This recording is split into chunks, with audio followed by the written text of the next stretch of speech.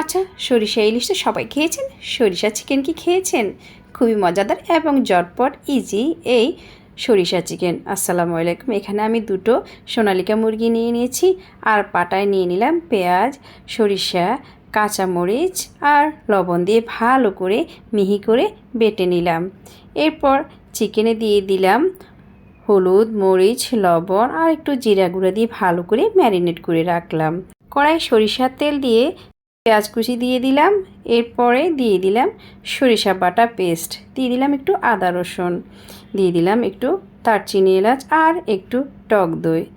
এরপর মশলা কষিয়ে ম্যারিনেট করা মাংসগুলো ঢেলে ভালো করে কষাতে থাকলাম।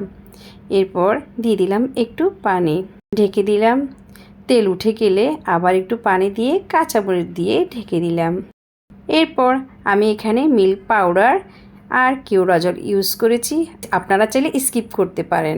আপনারাও ট্রাই করতে পারেন ঝটপট মজাদার এই সরিষা চিকেন রেসিপি।